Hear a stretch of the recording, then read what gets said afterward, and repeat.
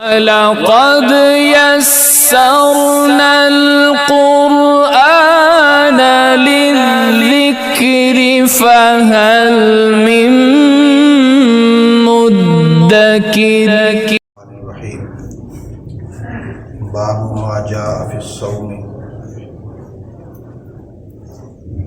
والبصل والکراس وقول النبی صلی اللہ علیہ وسلم من اکل الصوم او البصل من الجوع او غیرہ فلا یقربن مسجدنا۔ حضرت امام بخاری رحمۃ اللہ تعالی علیہ نے باب کو عنوان دیا ہے کہ لہسن کھانا، پیاز کھانا یا اسی طرح کراس جس کو ہماری اردو میں گندنا کہتے ہیں، یہ چیزیں کھانا، اور نبی اکرم صلی اللہ علیہ وسلم کا قول ان کے متعلق کہ جس آدمی نے لہسن کھایا یا پیاز کھایا بھوک کی وجہ سے یا ویسے ہی کسی اور وجہ سے کھایا، اس کو چاہیے کہ وہ ہماری مسجدوں کے قریب نہ آئے۔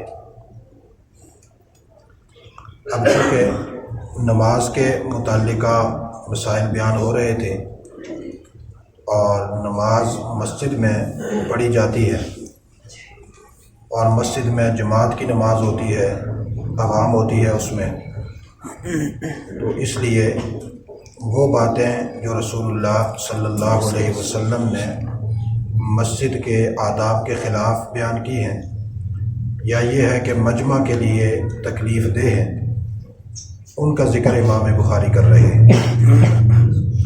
یہ جو لہسن ہے یہ اگر آدمی کھائے تو اس کی وجہ سے منہ سے بو آتی ہے، اسی طرح پیاز بھی اگر کچا کھایا جائے تو اس سے بھی منہ سے بو آتی ہے۔ کراس یہ بھی ایک اسی طرح لہسن اور پیاز کی طرح کی ایک سبزی ہے جو مصر میں پائی جاتی ہے اور شام میں پائی جاتی ہے، اس کے کھانے سے بھی منہ سے بو آتی ہے۔ اگر اس کو کچا کھایا جائے تو منہ سے بو آتی ہے۔ اب ظاہر ہے جو آدمی مسجد میں آئے گا تو مسجد میں آنے کی وجہ سے تازہ تازہ وہ کھا کر آئے گا تو اس کی منہ سے جو بو آ رہی ہوگی اس کے پاس بیٹھنے والے دوسرے لوگ تنگ ہوں گے۔ اسی طرح مسجدوں میں فرشتوں کا غلبہ ہوتا ہے، نورانی مخلوق آئی ہوئی ہوتی ہے، جب اذان ہو جاتی ہے اور نماز کی تیاری ہوتی ہے تو اس وقت وہ مخصوص ملائکہ اور فرشتے جن کی یہ ڈیوٹی ہے کہ لوگوں کی نماز کو چیک کرتے ہیں یا وہ نماز لے کر آسمانوں کی طرف جاتے ہیں اور اللہ کے ہاں قبولیت کے لیے لے کر جاتے ہیں، وہ سارے ملائکہ مسجد میں ہوتے ہیں۔ کچھ وہ ہوتے ہیں جو نمازیوں کی حاضری لگا رہے ہوتے ہیں، کچھ وہ ہوتے ہیں جو نمازیوں کی نماز کو نوٹ کر رہے ہوتے ہیں کہ صحیح نماز پڑھ رہا ہے یا غلط پڑھ رہا ہے، کس اہتمام سے نماز پڑھ رہا ہے۔ کچھ وہ ہوتے ہیں جو نماز کو لے جانے والے ہوتے ہیں، کچھ وہ ہوتے ہیں جو اس آدمی کی عبادت پر گواہی دینے والے ہوتے ہیں۔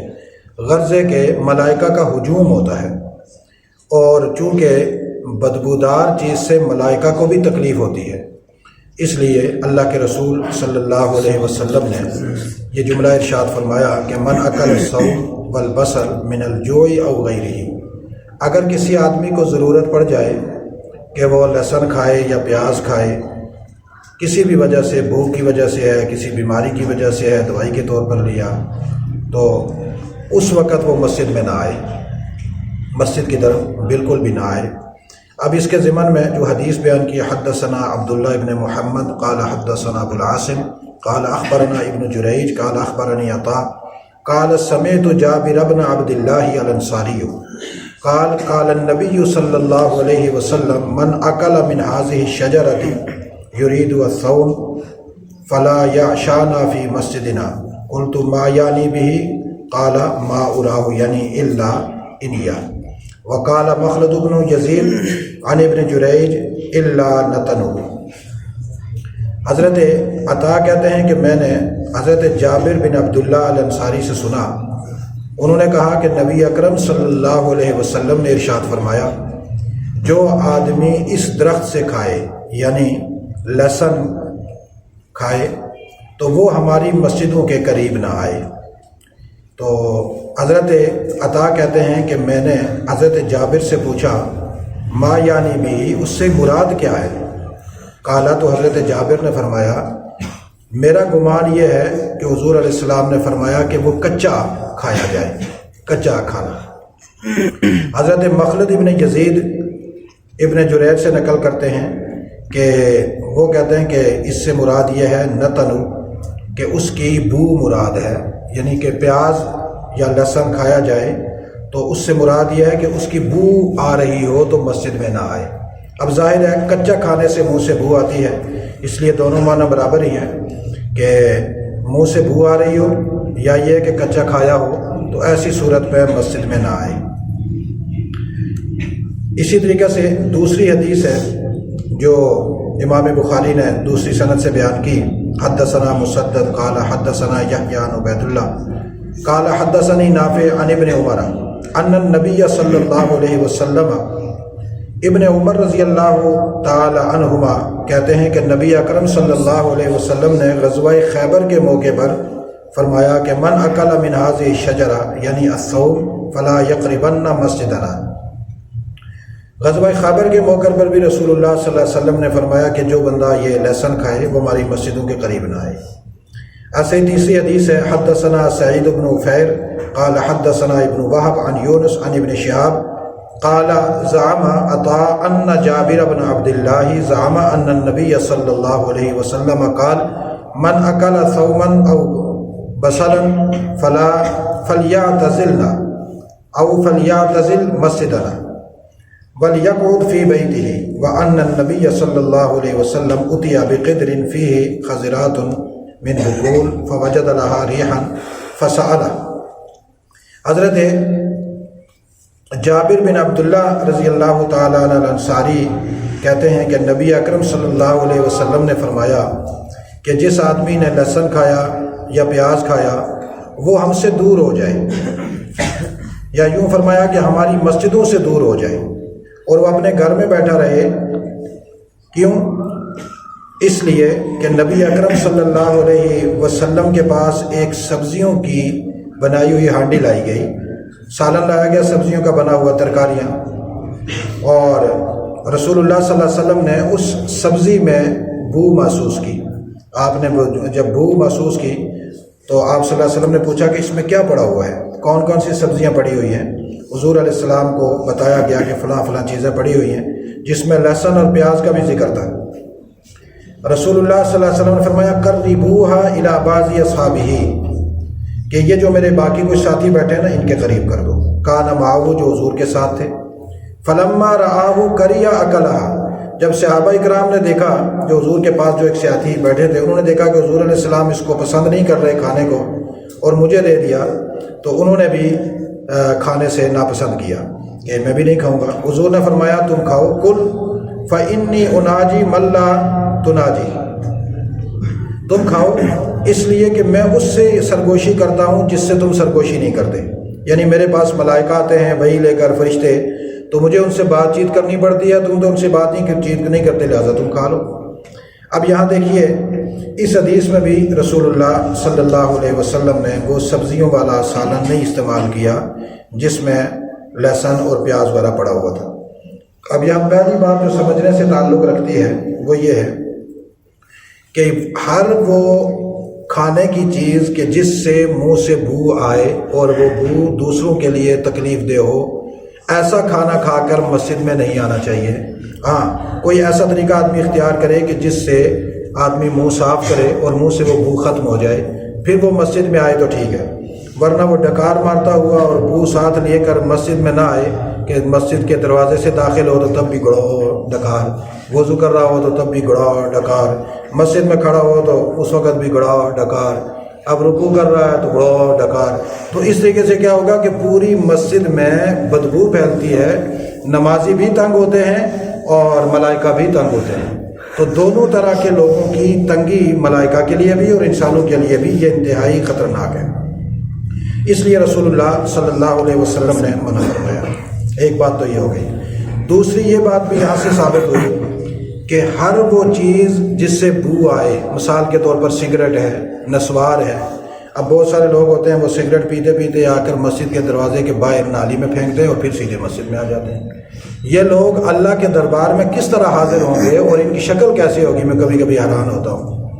بھائی سگریٹ اگر تم نے پینا ہے تو اپنے گھر میں پیو، بیوی کو سنگھاؤ، اس کی بدبو بچوں کو سنگھاؤ، برادری کو سناؤ، یہ فری مسجد میں قریب آ کر کیوں پیتے ہو؟ اور بعض لوگوں کو میں نے دیکھا وہ راستے میں چلتے ہوئے سگریٹ پی رہے ہوتے ہیں۔ یہ تو ویسے بھی گدوں کی علامت ہے۔ انسان کی شان تو یہ نہیں ہے کہ وہ راستے میں چلتے ہوئے کشیں لگا رہا ہے۔ وہ اپنے آپ کو انسان نہ کہلائے، کوئی جانور، بدترین جانور اپنے آپ کو کہلا دے کہ اپنا نام اس کی نسبت سے رکھے کہ تاکہ پتہ تو چلے نا کہ یہ انسان تو ہے نہیں ہے۔ لیکن ایسی حرکت کرنا کہ سگریٹ پیتا پیتا آیا مسجد کے دروازے کے باہر اس کو پھینکا اور پھر اس کے بعد مسجد میں داخل ہو گیا، یہ طریقہ بھی ناجائز اور حرام ہے۔ البتہ جن لوگوں کی مجبوری ہے، نشے میں پڑے ہوئے ہیں سگریٹ کا یا نسوار کا، وہ کوئی اپنا مخصوص ٹائم میں کرنے کے بعد منہ کی اتنی صفائی کریں اور اس کے بعد کوئی ایسی چیز استعمال کریں جس سے منہ کی بو ختم ہو جائے، اور اس کے بعد وہ پھر مسجد کی طرف آنے کی کوشش کریں تو اللہ ان کا آنا قبول فرما لے گا۔ ورنہ اس طریقے سے کہ منہ سے سگریٹ کی بھی بو آ رہی ہو اور آدمی مسجد میں آئے، یا یہ ہے کہ نسوار کی بھی بو آ رہی ہو اور وہ ذکر کرنا شروع کر دے، قرآن کی تلاوت شروع کر دے، نماز پڑھنا شروع کر دے، ایسا آدمی کی نماز ہوتی نہیں ہے، ذکر ہوتا نہیں ہے۔ چونکہ بو کے ساتھ اللہ کا ذکر کرنا، نماز پڑھنا، مسجد میں آنا، یہ مکروہ تحریمی ہے جو حرام کے قریب ہے۔ دو باتیں ہو گئی۔ تیسری بات یہ بھی سمجھ لیں کہ پیاز، لہسن وغیرہ کھانا، آیا اس کا حکم کیا ہے؟ اصحاب ظواہر جو ہیں نا وہ یہ کہتے ہیں کہ یہ بالکل حرام ہے، اس کو کھانا ہی نہیں چاہیے۔ لیکن جمہور علماء اور فقہاء یہ کہتے ہیں کہ اس کا کھانا حرام نہیں، اس لیے کہ رسول اللہ صلی اللہ علیہ وسلم کے سامنے لایا گیا تو حضور نے دوسرے صحابی کو دے دیا۔ اگر حرام ہوتا تو صحابی کو نہ دے دے، لیکن اگر کوئی آدمی کھاتا ہے تو پہلی بات یہ ہے کہ کچا نہ کھائے، کچا بالکل نہ کھائے، سالن میں پکا کر کھائے۔ اس کے بعد بھی اتنا اہتمام کرے مسواک کا یا کوئی ایسی، جیسے آج کل مختلف قسم کے پیسٹ ہیں اور منہ کی صفائی کے لیے، تو وہ اس کا اہتمام کر لے۔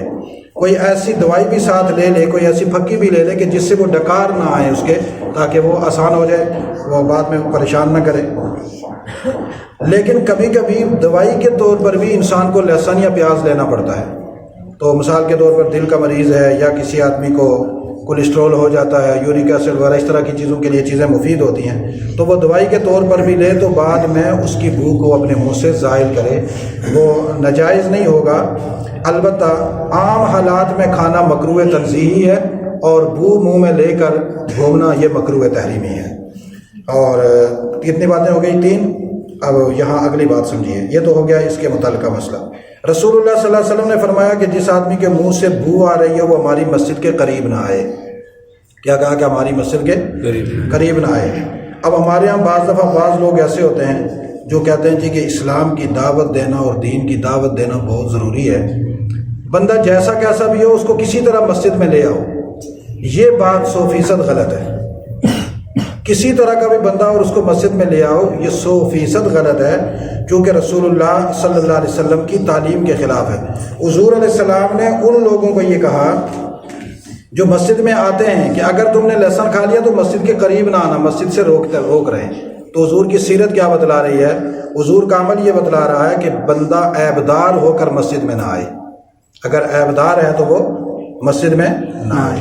اب جو مسجد سے روکا جا رہا ہے اس کا یہ معنی نہیں ہے کہ حضور مسجد سے روک رہے ہیں، حضور عیب سے روک رہے ہیں کہ عیب دار بن کر مسجد میں نہ آؤ، مسجد میں آتے ہو تو عیب سے پاک ہو کر آؤ۔